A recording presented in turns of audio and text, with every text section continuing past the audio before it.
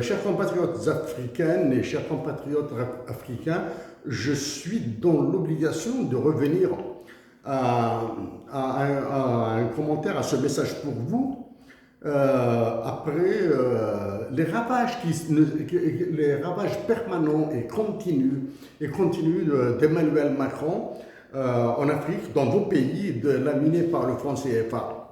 Vous êtes laminés par le franc CFA parce que vos dirigeants qui soient formellement élus ou des autorités de facto sont incapables de lui faire face, de lui résister. Ce qui s'est passé, ce qu'a fait Emmanuel Macron, les dernières actions qu'il a faites, qui ont ravagé l'Afrique et continuent de ravager l'Afrique, c'est la convocation du nouveau président du Sénégal à Paris pour une chimère qui porte sur un forum mondial sur l'innovation vaccinale en Afrique, s'il vous plaît. Un forum mondial sur l'innovation vaccinale sur l'Afrique qui se déroule à Paris. Merci pour cet humanisme d'Emmanuel Macron et ce qu'il a fait de l'occupant de sa conciergerie en Algérie, à Alger, en Mouradia, qu'il a convoqué à Paris. Mais pour aujourd'hui, je reviens sur le franc CFA. Parce que le franc CFA est une guerre qui dure depuis longtemps entre moi-même et le roi Emmanuel Macron. Le roi Emmanuel Macron, donc premier message, je m'adresse directement à monsieur Jean-Claude Cassis-Brou de la Banque centrale des États de l'Afrique de l'Ouest et à M. Abdoulaye Diop, président de la Commission de l'Union économique monétaire ouest-africaine. Je répète, je m'adresse donc en premier au président de la BCEAO, Jean-Claude Cassis-Brou, et au président de la Commission de l'Union économique et monétaire ouest-africaine, M. Abdoulaye Diop. Vous êtes les exécutants numéro 1 d'organisations terroristes en Afrique. Je répète, vous êtes les numéro 1 de 2 organisations parmi les plus terroristes en Afrique que vous dirigez. Non.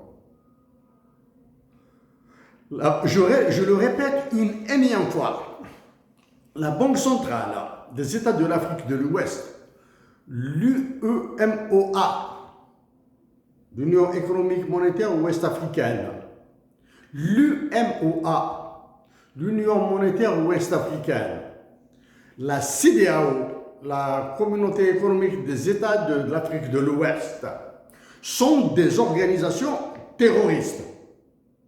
Ok. Toutes ces organisations terroristes ont une commission qui est composée des chefs d'État des pays de l'UMOA. Ces chefs d'État sont ceux du Bénin, Burkina Faso, Côte d'Ivoire, Guinée-Bissau, Mali, Niger, Sénégal, Togo, qui sont des membres de l'UMOA.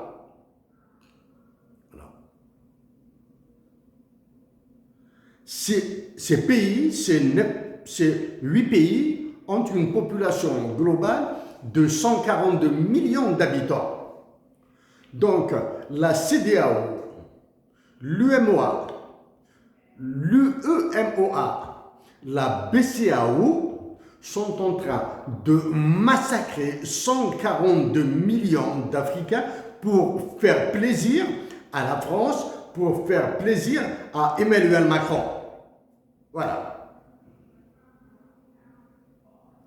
Si les dirigeants exécutifs de la BCEAO, de la CEDEAO, de l'UMOA, de l'UEMOA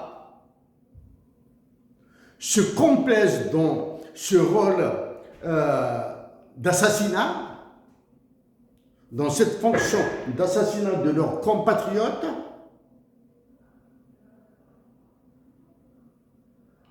les Africaines et les Africains doivent se soulever, en plus de l'avoir fait contre la présence française, la présence de l'armée française en Afrique, en plus d'avoir réagi contre la présidence militaire, contre la présence militaire des États-Unis d'Amérique en Afrique, ils doivent se soulever contre ces dirigeants, contre les dirigeants de la CEDEAO, de la BCEAO, de l'UMOA, de l'UMOA. Ce sont toutes ces populations, ce sont ces 142 millions d'habitants, moins ceux qui sont contents, c'est-à-dire moins les agents serviles de la France, qui doivent se soulever.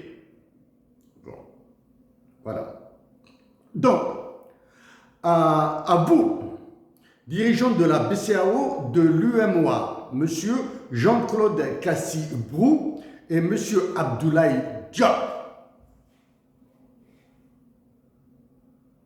je vous mets au défi de m'attaquer en justice pour cette diffamation, si c'en est une. Je vous défie de m'attaquer en justice. Si la question de la justice, le problème de la justice risque de devenir trop grand pour vous, sachant qu'actuellement je suis dans des démarches avec le FMI et la Banque mondiale et l'ONU, dans le cadre de mon pays, l'Algérie. Je suis un Algérien qui défend les pays africains. D'accord? Donc, si cette affaire de procès vous dépasse, je défie vos économistes de me contredire sur ce que je vais dire après et de me démontrer que le franc CFA est une monnaie divine qui a garanti un paradis. Pendant que vous y êtes, dites à tous les dirigeants, toutes les dirigeantes des organisations mondiales qui détruisent l'Afrique de réagir à mon propos.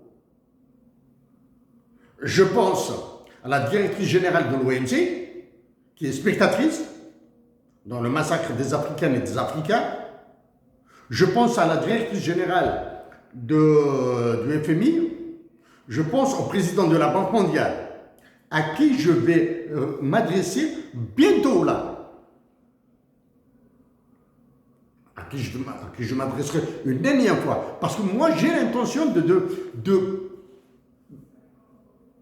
de participer à l'élection présidentielle en Algérie de 2024, de septembre 2024.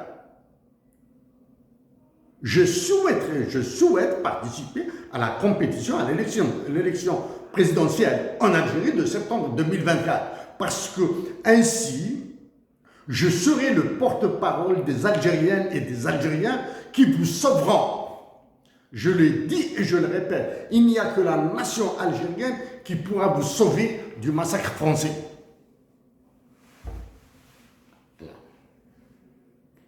Jusqu'à maintenant, comme tous les militaires qui sévissent en Afrique, les militaires algériens sont en train de sévir en Algérie. Voilà.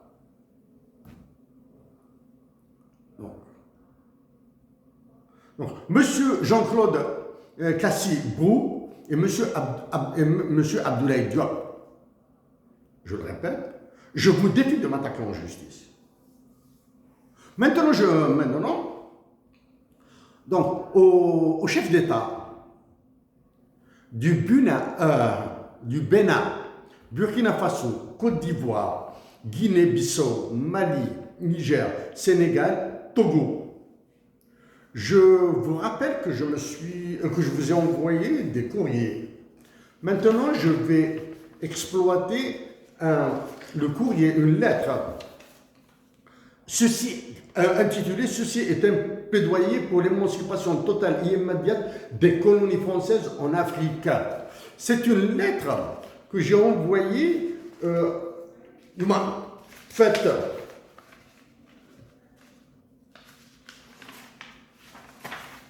le 15 mars 2021, que j'ai envoyée à des chefs d'État africains, au président de la Commission de l'Union africaine, donc quelques jours après, probablement 2 jours, 3 jours après. Je le rappelle, c'est une lettre du 15 mars 2021 que j'ai envoyée aux pays, aux dirigeants des pays broyés par le franc CFA. Donc le voici. Donc je vais parler, je reviens à ce qui se passe au Sénégal. Ce qui se passe au Sénégal et l'Algérie, même s'il est différent dans la forme, dans le fond, c'est la même chose. Donc, au président du Sénégal et au Premier ministre du Sénégal, vous conviendrez avec moi maintenant que ce qui se trame au Sénégal commence déjà à ressembler à ce qui s'est produit en Tunisie lors du soulèvement des printemps de Tunisie, de l'horreur tunisienne, qu'ils appellent printemps de Tunisie, printemps d'Algérie, printemps arabe, printemps machin, etc. Ça ressemble. Tenant, à vous, président du Sénégal, le président du Sénégal que vous avez remplacé est en train de servir Emmanuel Macron. Est en train de servir Emmanuel Macron. D'accord? Donc vous et votre Premier ministre, les gouvernements, j'en passe. J'en parle même pas. Hein? Vous êtes dans le pétrin, vous êtes dans le broyeur des relations internationales. Vous serez broyé, vous serez laminé, vous serez transformé en poudre. La preuve, vous avez participé à ce prétendu forum mondial sur l'amélioration des vaccins en Afrique, qui s'est tenu à Paris. J'ai vérifié quels sont les chefs d'État africains qui étaient présents. Il n'y a que vous. Il n'y a que le président du Sénégal. À côté de qui? À côté d'Emmanuel Barroso. Qui est Emmanuel Barroso? C'est un ancien militant d'extrême gauche du Portugal. Militant d'extrême gauche du Portugal. Emmanuel Barroso. Qui est devenu président de la Commission européenne. C'est-à-dire, il a de l'extrême gauche jusqu'à l'ultralibéralisme le plus sauvage dans sa forme. De l'Union européenne. Qu'est-ce qu'il devient maintenant? Président non exécutif de qui, s'il vous plaît? De Goldman Sachs.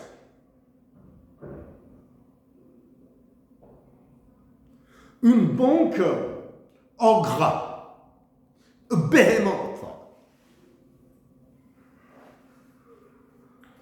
Donc, en plus de Barroso, il y a d'autres.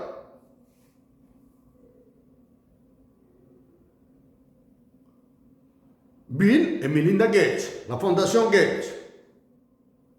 Donc, il se confirme maintenant que ce que veut faire Bill Gates et Melinda Gates en Afrique va servir des intérêts encore plus ravageurs.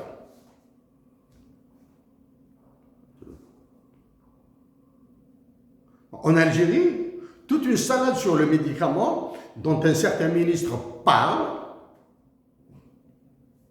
Je reviendrai dessus dans quelques jours. Donc, au chef d'État africain, donc au chef d'État du Bénin, Burkina Faso, Côte d'Ivoire, Guinée-Bissau, Mali, Niger, Sénégal, Togo. Avant de passer à la monnaie à proprement parler, actuellement, les trois pays qui font le plus mal à l'Afrique. Il y a l'Algérie. Les pays qui sont en train de faire très, très, très mal à l'Afrique. Il y a l'Algérie. Avec une immense révolution qu'elle a bradée, l'État algérien, la nation algérienne généreuse, l'État algérien et ses généraux sont en train de massacrer et l'Algérie et sa révolution en Afrique. Le deuxième pays, faire très mal à l'Afrique, c'est le Sénégal. Il m'est impossible de comprendre. Il m'est impossible, pas difficile, il m'est impossible de comprendre pourquoi les Sénégalais se font broyer, écraser par Emmanuel, acceptent de se faire écraser par Emmanuel Macron. Sénégalais. Le troisième pays, il se fait écraser là. La Côte d'Ivoire. Au président de la Côte d'Ivoire, sans aller dans des considérations vraiment privées, je pense avoir connu un membre de votre famille dans le cadre de mes études en coopération internationale à l'Université de Montréal. Je pense qu'il est de votre famille. Je pense que nous avons étudié ensemble en coopération internationale à l'Université de Montréal. Je dis que je le connais. Cette personne, qui s'appelle, le nom de famille, c'est Ouattara. Parce que j'ai eu un petit problème avec lui. Tout petit problème. Nous avons travaillé à 4 sur un sujet, à l'université, donc c'est un travail universitaire, à 4. Nous étions censés travailler à 4 sur un sujet. Donc, il était dans notre groupe de 4 là.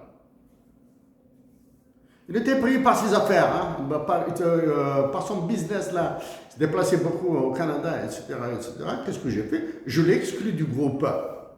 Étant donné que les 2 professeurs en charge nous ont dit à tous là qu'il est impossible de l'exclure du groupe parce que le temps est passé. Donc, dans une intervention formelle, universitaire, en amphi, etc., nous lui avons, moi-même et mes deux autres camarades, un Camerounais et un Suisse, nous lui avons donné 30 secondes de parole. Je dis bien 30 secondes de parole, c'est tout. Bon. Donc, la Côte d'Ivoire fait très, très mal à l'Afrique.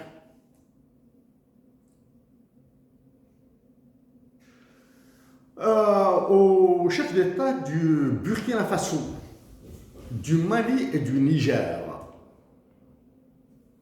À force de temporiser, à force d'hésiter, à force de ne pas, à force d'avoir peur d'aller de l'avant, vous êtes en train de perdre tout crédit. Je vous ai suggéré de solliciter l'Algérie, la Russie, la Chine, pour vous donner beaucoup d'argent, pour faire votre banque centrale, vos propres banques centrales. Quoi? Récemment, le Niger a eu des problèmes pour l'exportation de ses ressources naturelles. Je vous rappelle que c'est grâce à une Algérienne de Kabylie. Voilà, c'est une Algérienne de Kabylie que j'ai proposé en 2014, s'il vous plaît, avril 2014, la création d'un marché des ressources naturelles en Algérie, dans le sud de l'Algérie, au nord du Mali et au nord du Niger, c'est-à-dire dans ce triangle-là. 3 pays créeront un marché international des ressources naturelles. Ça, c'est le premier point. Le deuxième point, c'est en 2014 que j'ai dit que le traité sur la mer et les océans, etc., est complètement bridé. Il vous prive de l'accès à la mer. C'est en 2014. Ça, c'est un truc. Deuxième. Deuxième élément. C'est un élément un élément, j'ai dit que cette histoire d'intégration économique est une fumisterie, choisissez un mot très méchant et dites-le. Hein. J'ai dit que la ZLECAf aussi est une initiative criminelle. D'accord? La ZLECAf, la zone de libre-échange continentale africaine, est une initiative internationale criminelle.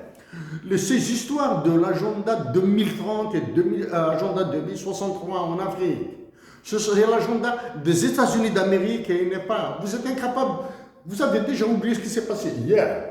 Comment voulez-vous imaginer ce qui va se produire demain? Ce qui s'est passé hier, vous l'avez déjà oublié. D'accord?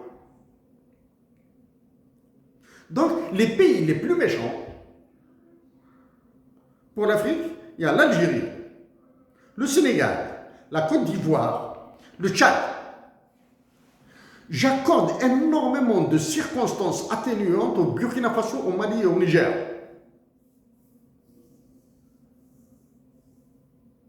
Parce que je pense qu'ils peuvent décider immédiatement de quitter la zone CFA. D'autant plus que le Mali s'est plaint récemment de l'utilisation de l'émission par la France de la fausse monnaie, du franc CFA en fausse monnaie. Ça, c'est du pipi de chat, ça. Ça, c'est 2 fois rien, ça. De la fausse monnaie, ça. Parce que vous, en tant qu'État, vous ne pouvez absolument rien faire contre la fausse monnaie. C'est un problème qui se pose en Algérie aussi. Hein. C'est à la nation de le faire. Vous ne pouvez pas. Donc, je viens au plaidoyer. Donc, je répète. Ceci est un plaidoyer pour l'émancipation totale et immédiate des colonies françaises en Afrique. Donc, ça, c'est un document du mars 2021. Je viens à la monnaie. Donc, après avoir défié les économistes de la BCAO, de la CEDEAO, de l'UMOA, de l'UEMOA, de réagir, etc. Je viens maintenant donner quelques détails. Je suis un libéral, je ne suis pas un gauchos. Mon économiste de référence, c'est David Ricardo. C'est un capitaliste. Mais Alexandre Chayanov, l'économiste russe socialiste, est un économiste qui a tout mon respect. En 2014, donc, 2014 et 2015, j'avais proposé une initiative internationale BRINA pour toute l'Afrique du Nord, que je viens de relancer, et j'ai proposé une monnaie ancrée sur l'air et la terre.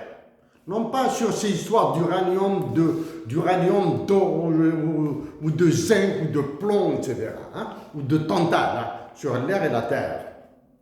Ça, c'est en 2014. Si je l'ai fait, c'est grâce toujours à une Algérienne. Actuellement, sans être une difficulté, je reçois des réactions internationales. Il y a 2 organisations internationales, l'UFMI et la Banque mondiale, qui refusent de me répondre.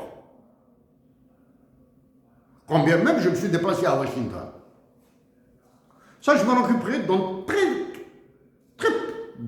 dans 3 jours, 3 à 4 jours.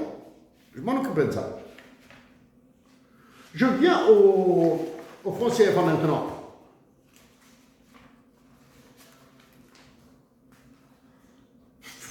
Donc, je passe sur la réunion du G5 Sahel durant lequel Emmanuel Macron, votre roi, le mégalomane et roi de France, Emmanuel Macron, la réunion du G5 Sahel à N'Djamena dont j'ai parlé.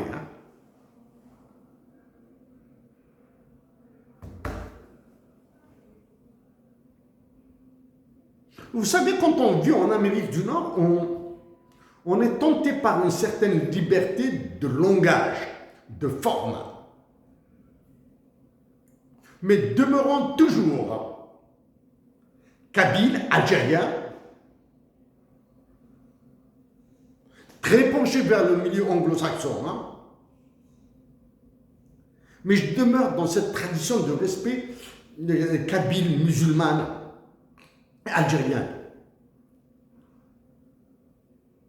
Je vais être modéré dans mes mots. À tous les chefs d'État qui ont été reçus, du moins convoqués par Macron, je pense à celui de la Côte d'Ivoire, à celui du Sénégal et à celui qui occupe sa conciergerie à Alger. Je me demande comment Emmanuel Macron vous parle en privé. C'est-à-dire quand vous êtes seul dans son bureau à l'Élysée ou dans les jardins de l'Élysée ou quelque part là. Hein, mais quand vous êtes seul, je me demande quel est son langage. Je pense qu'il vous prend pour des bébés. Avoir son comportement, sa posture, sa façon de s'asseoir face à celui qui occupe sa conciergerie à Alger, et connaissant un petit peu maintenant, je le suis très bien, je suis très bien ce que fait le roi de France et de ses colonies africaines, Emmanuel Macron, l'empereur, hein, c'est un tsar maintenant en France, là. Je suis très bien, sans aller dans le détail, je dis qu'il va vers un troisième mandat, je suis très bien, je vois son comportement hautain, altier, très intelligent. L'intelligence de Macron, il faudra multiplier par 1 milliard les intelligences des pays du franc CFA, des dirigeants, hein, pas 10 milliards, pour égaler un 100 milliardième de celle de Macron. Il vous domine, il a fait de vous des serpillères. Bien sûr, il y a de quoi, vous avez peur de lui. En 1968, des manifestations étudiantes en France ont foutu en l'air un général, De Gaulle, qui a libéré la France.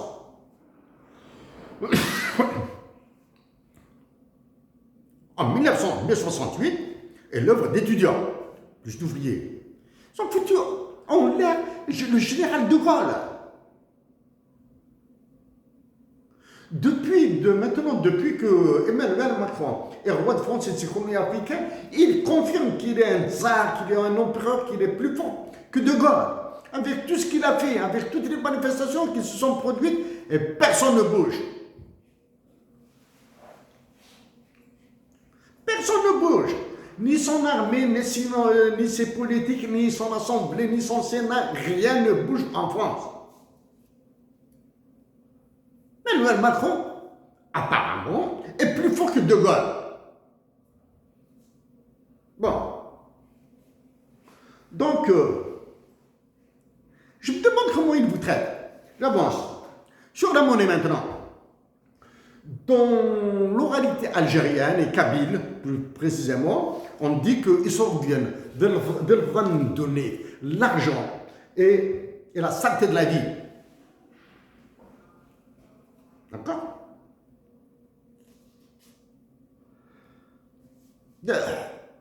Les nations doivent aimer leur monnaie. Ça, c'est le deuxième.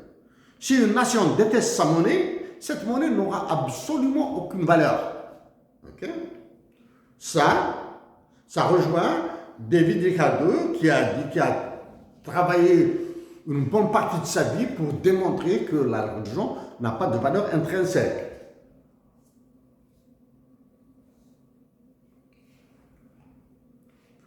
Dans la religion, moi je suis, j'allais dire très musulman. Je n'aime pas cette, on dit très différent, très machin, très ceci, très musulman. Non, moi je suis un musulman sunnite de l'école de la Rahmaniya, de la petite Kabylie en Algérie, petite Kabylie ou basse Kabylie en Algérie, de la Rahmaniya. ma foi musulmane, j'espère qu'elle grandira. Actuellement, je la trouve assez bonne, mais pas encore forte. Si la femme aime son homme, ou si l'homme aime sa femme, elle ou lui, ou il, lui donnera sa valeur réelle et non sa nominale. Quelle est la valeur réelle du franc CFA? Quelle est la valeur nominale du franc CFA, s'il vous plaît? Le dinar algérien est sur la piste là. Hein? Il est en train de devenir un franc CFA. D'accord. L'homme protège. Si l'homme aime sa femme, il va la protéger. Si la femme aime son homme, elle le protégera.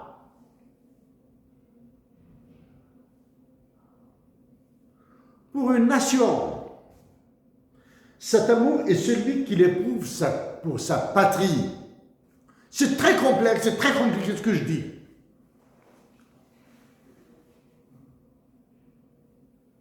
I'm trying to think out of the box.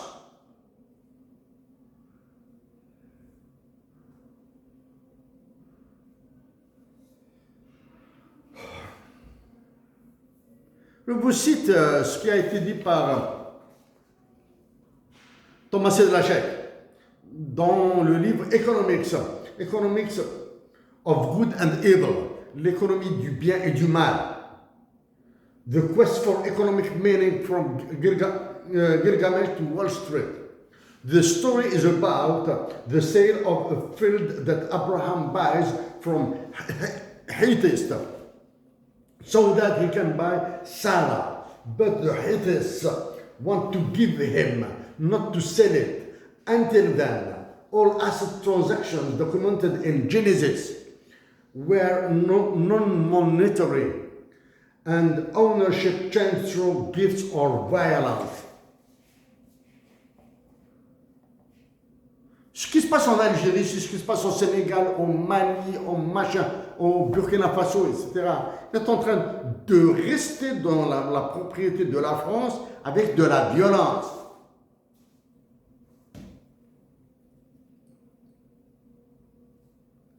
Vous payez du franc CFA, laminé par le franc CFA. Est-ce que peu de monnaie permet de se nourrir correctement? Est-ce beaucoup de monnaie qui le permet? Autrement dit, est-il plus intéressant, est-il plus patriotique de se nourrir avec peu de monnaie qu'avec beaucoup de monnaie? Appliquez cette question, répondez à cette question à travers la valeur du franc CFA.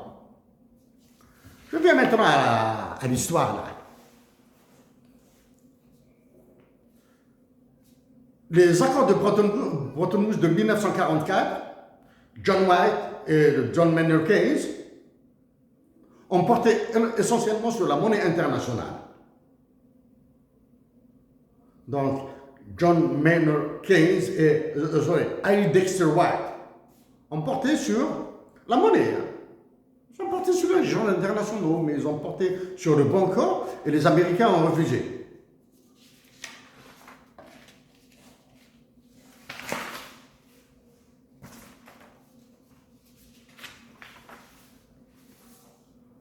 Je reviens maintenant avec des chiffres.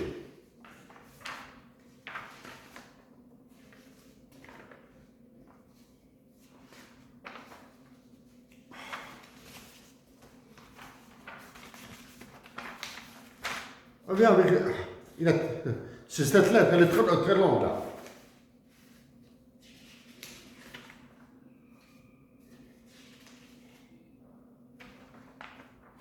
Alors, ce que vous a fait la France là, ce que vous fait Emmanuel Macron là.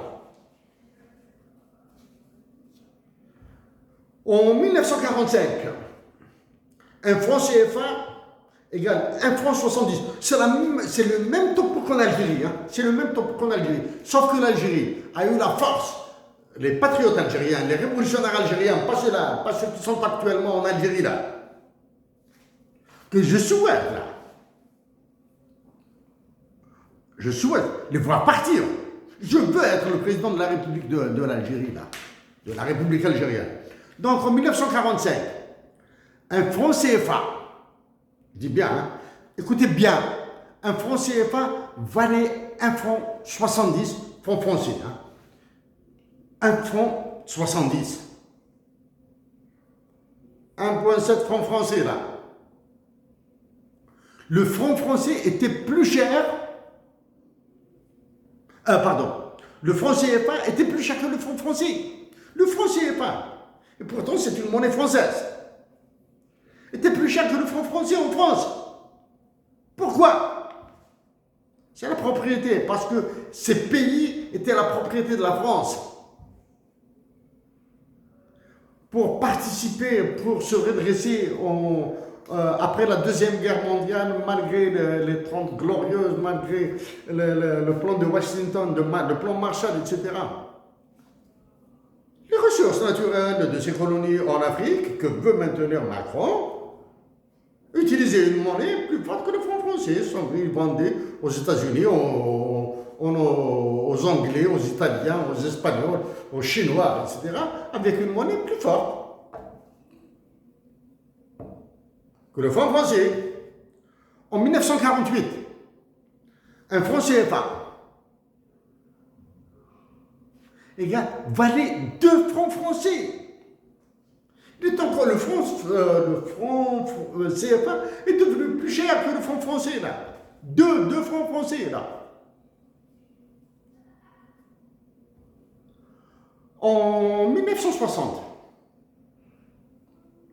un franc CFA est égal à quoi? Vous, peuples africains qui utilisez le franc CFA, je répète, en 1945, un franc CFA valait 1,7 francs français. En 1948, un franc CFA valait 2 francs français.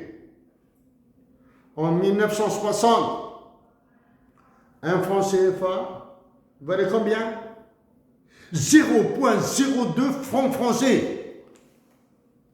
De 2 francs français à 0,02 francs français. Il a eu la création de nouveaux francs, du nouveau franc. Un nouveau franc, un franc lourd, et valait 100 francs français d'évaluation. Du moins, ce n'est pas une dévaluation, c'est un changement radical de monnaie. C'est en 1960 que vous avez eu, vous avez eu un sale coup là. C'est-à-dire un traumatisme. Ça, maintenant, il faut faire les liens, les années 59, 60, avec le processus d'indépendance et tous les coups d'État des années 60. OK? Parmi les coups d'État des années 60, le plus célèbre, celui qui me touche, c'est celui de Modibo Keïta, le Malien. En cherchant de l'information, l'absence de Modibo Keïta dans l'historiographie officielle, dans le site internet de la présidence du Mali, fait de la peine. En 1994, un franc CFA égale combien?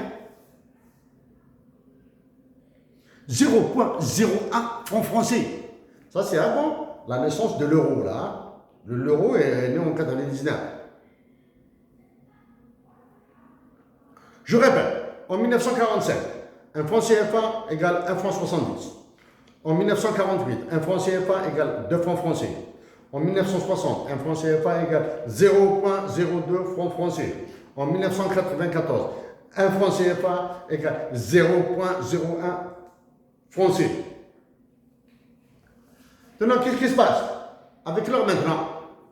Parce que dans les deux chiffres là, l'équivalence en francs français du franc CFA, ça ne sert absolument à rien.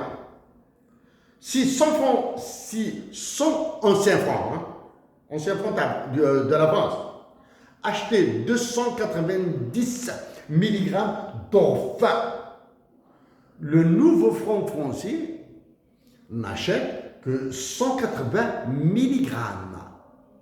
D'accord? Nous rappelons que la France était sous URP. un état de relèvement précoce. État de relèvement précoce, c'est le plan Marshall, hein, durant 30 ans. Est-ce que vous voyez maintenant le lien avec l'or au Niger, au Mali, l'uranium, le tantal, le pétrole, etc. Est-ce que vous voyez le lien?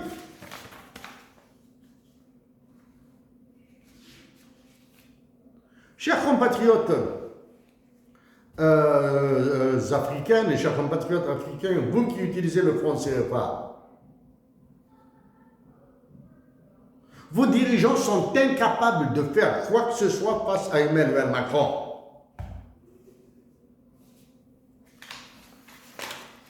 Donc, c'est à vous.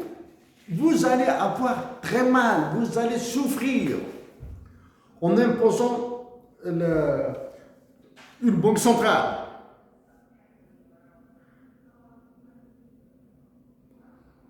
Une banque centrale et une monnaie africaine, une monnaie de votre histoire, une monnaie de vos mères, une monnaie de vos pères, de vos grands-mères, de vos grands-pères, de vos aïeux.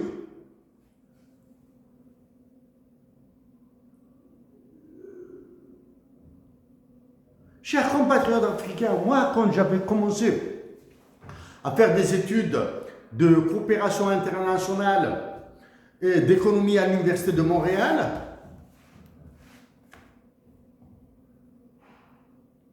j'avais l'intention, j'avais un objectif d'aller dans les organisations internationales pour aider mon pays, l'Algérie, à travers les organisations internationales. Mais maintenant, là, malheureusement, et vous allez le lire dans mon livre, le livre de la jarre pour la patrie, ce sont les Africains qui tuent l'Afrique. Mais pourquoi je fais ça au lieu d'aller travailler dans les organisations internationales et venir dans vos pays avec des costumes, cravates, dans des grosses voitures, là, tout terrain, etc., et frimés, etc. Pourquoi je fais ça au lieu de venir de Washington, de Paris, où il y a le siège de la BCAO, là? La Banque centrale des États de l'Afrique de l'Ouest a son siège à Paris. On peut me raconter toutes ces salades-là de Dakar, du Bénin, etc.